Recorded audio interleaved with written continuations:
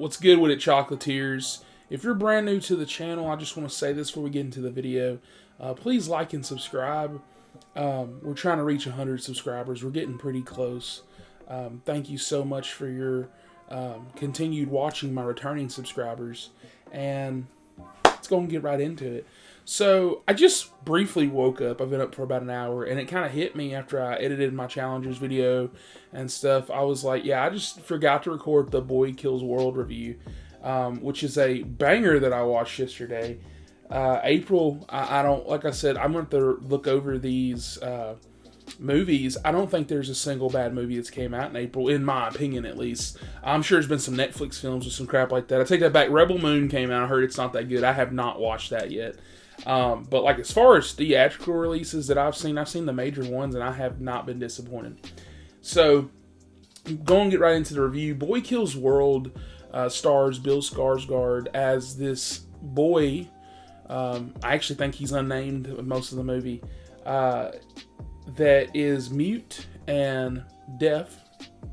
And what happens is that his family ends up getting killed by this ruthless family. It's like this corporation, and the whole plot of the film is him getting revenge. And I've said this in my Out of Theater review. I actually think it's kind of funny that he's playing in two revenge movies back to back like that, because The Crow was supposed to come out next month, and then they pushed it to like I think August or something like that. But it's still kind of funny, kind of similar premise. And so this movie takes a crazy twist though. So this movie, for starters, Bill Skarsgård does not talk the entire time. He has an inner voice. I cannot remember the guy that plays him, but I know what he looks like.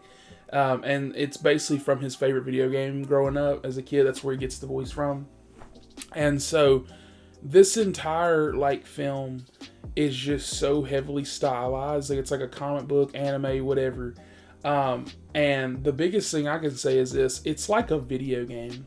It's like we finally got an actual good video game adaptation. Like, you know, I love Sonic to death, this and that, but like this is like run of the mill. Like we get an origin story, like we get the prologue, you know, whatever, and then we get right into levels. We have boss fights, like we have cool set pieces, and it reminded me of like Far Cry 5, where like you're trying to take out the family, and that's the movie, and it's awesome. You know, when you watch a film like this, you know, you expect the action to be good, which it is here, but these performances are mainly what's memorable for this film. Every family member in the villain cast feels different. You know, the boy has like a little set team. They feel different. This movie is also very funny. It's like really a dark comedy, if we're being honest. Because, like I said, there is a lot of, you know, dark undertones in the movie. But I want to say this, though. I have one little bitty complaint.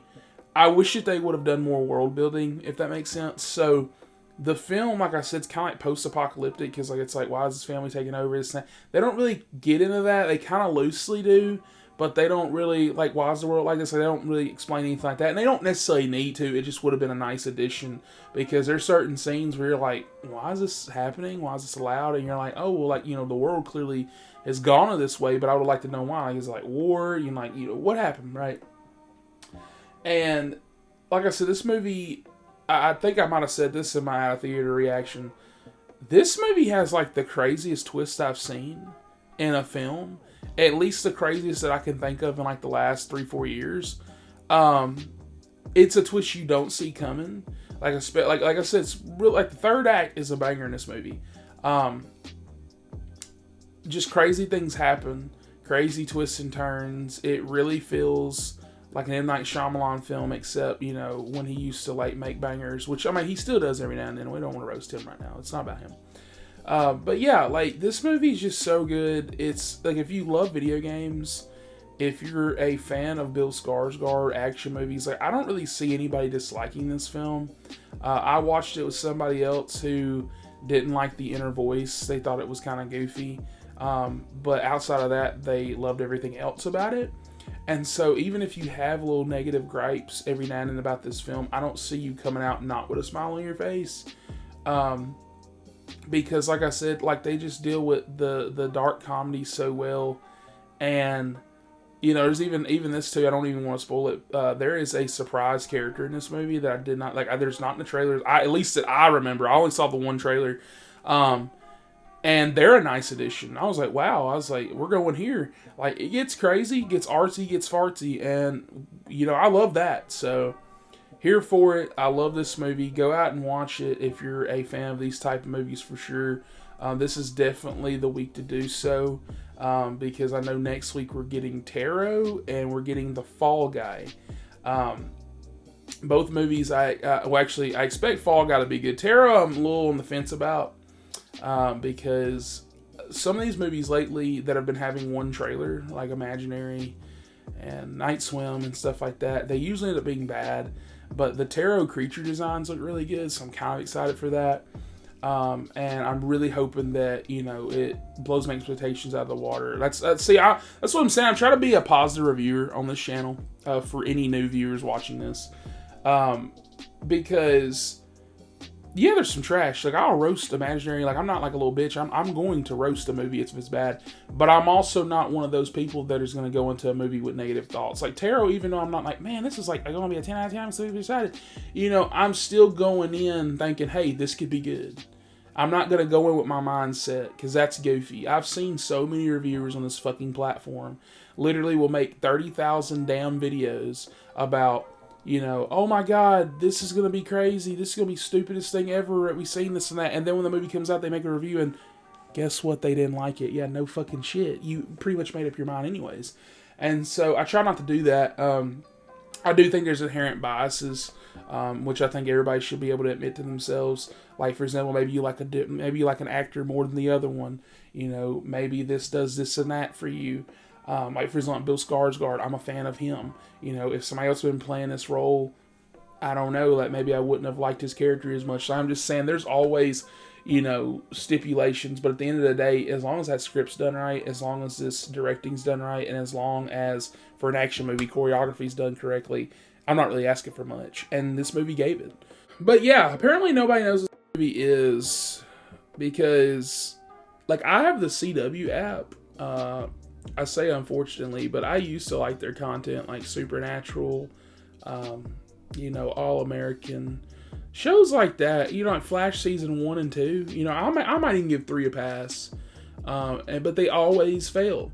And so I still have it because I'm one of those people. I'm a completionist, and so All American, I feel like it's waning down. I feel like it's about to end in a couple seasons or less. And so I'm still watching that, and I promise you, every 30 seconds, like every time there's an ad break, because it's a free app, by the way, every time it's an ad break, they literally play a Boy Kills World teaser. It's like, hey, my name's, like, it's every single time. Every single time. That's the only place to see the trailers. In theaters, I don't see the trailers. And I go watch a movie every single weekend. Sometimes more than once, like this weekend. And I don't see them on YouTube. I had to look up the trailer to get footage for this review. You know, I just don't see any marketing for this movie. And I saw people talking about it on Twitter the other day. Like, there's no marketing for this movie. And I would say it's almost like they don't care, but it's almost like they just... I'm like, yeah, I guess, yeah, they just don't care. I don't know. I don't know what's going on with these companies. They put out these bangers, but they just don't market them. Like Abigail, it hit me. Only time I saw trailers was in the theaters, which that's good. You know, you're seeing it in the theater. But, like, outside of that, like, YouTube, never saw any. I never saw any on Twitter. Like, up until, like, the week of the movie, I finally saw people talking about it on both Twitter and YouTube. But that's talking about it, though. Not seeing any footage. Like, it's just weird. I don't understand why these companies make movies just to be like, let's like not promote it and make any money. Like, what was the point? You just like, why would you want to wait? That's like throwing away money for no reason. Like, that don't make no sense to me. That's just a personal preference of me. But outside of that little rant, go watch this movie. Go support it. Maybe this video led you to find out about the movie, and comment down below. Let me know if you guys watched this movie and what you thought about it. I have nobody yet that I've heard that said it's ass, but if you think it's ass, tell me why you think it is, and like and subscribe for more, and I'll catch you guys on the next one.